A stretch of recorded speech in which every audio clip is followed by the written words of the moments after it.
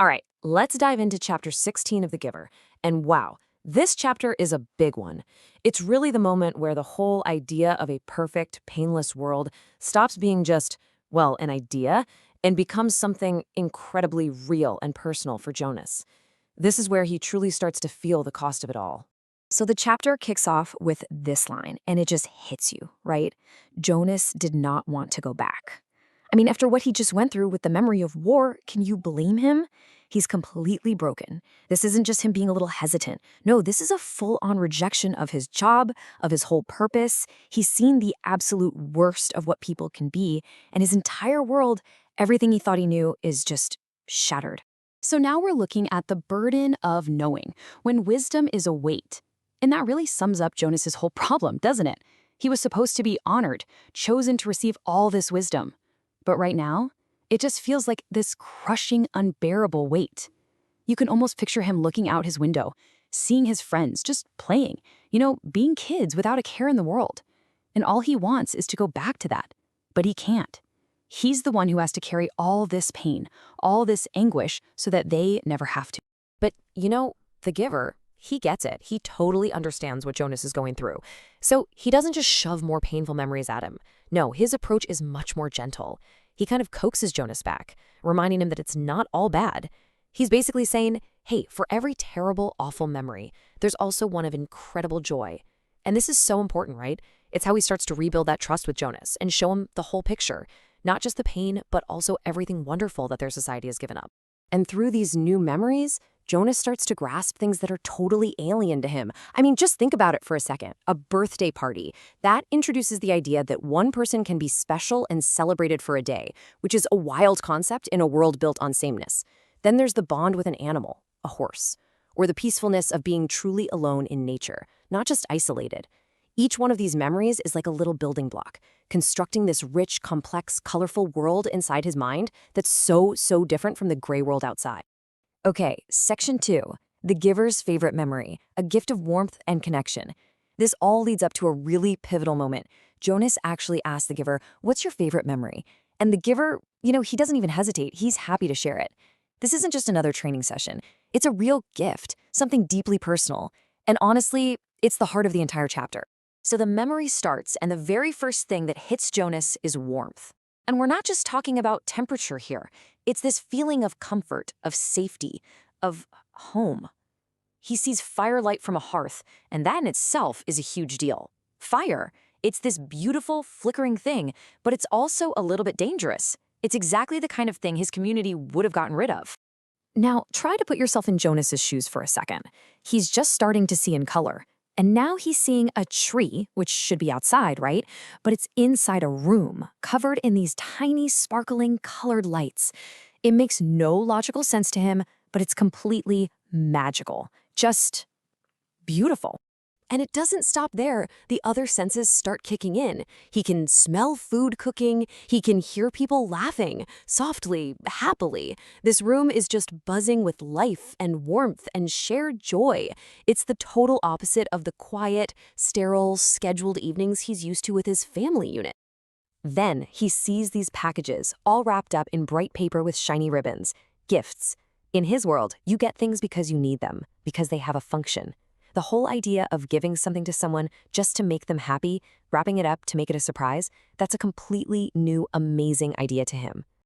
And the whole thing just builds to this incredible climax of pure emotion. People are actually crying out with delight. They're hugging each other. Think about how different that is from the awkward little pats on the back in his community. This is real, spontaneous, physical affection. It's just an explosion of human connection. So now we're unpacking a lost world, trying to name the feeling. Because when Jonas comes out of that memory, he is just overwhelmed. He knows he just felt something incredibly powerful, but he literally doesn't have the words to describe it.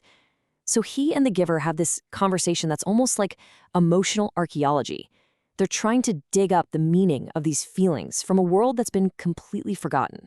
Jonas can pick out some of the pieces, right? He gets warmth, he gets happiness, he understands family, and he figures out it must be a special celebration, a holiday. But there's this bigger feeling, this thing that holds it all together, and he can't name it. The word he needs is just gone. It's been wiped from their language completely. And this comparison just shows one of the most shocking parts for Jonas. In the memory, you have grandparents. They're right there, a central part of the family. But in the community, older people are childless adults. They live separately, then go to the house of the old. That direct, continuous bond, that connection through generations, it's been traded away for what they see as practical efficiency. It's just cold. All right, Section 4, a meaningless word. The chilling reality of precise language. So Jonas is filled with this incredible, warm feeling, and he tries to bring it back into his own life, his own family. But this is where he runs smack into a brick wall. The chilling reality of his community's obsession with precision of language, which you start to realize is really just a tool to get rid of messy things, like feelings. And he's trying to explain it to the giver. He's struggling. He says, I couldn't quite get the word for the whole feeling of it. The feeling that was so strong in the room. He knows it's there, but the label is missing. And then the giver gives him the word. Just like that. Love. That's it. That's the feeling. The one word that was considered so dangerous, so messy and imprecise that the community decided to just delete it. So now Jonas has this word, this powerful, incredible new word, and he does something so brave and so naive, really. He goes home to his parents and just asks them, do you love me? He's testing it out.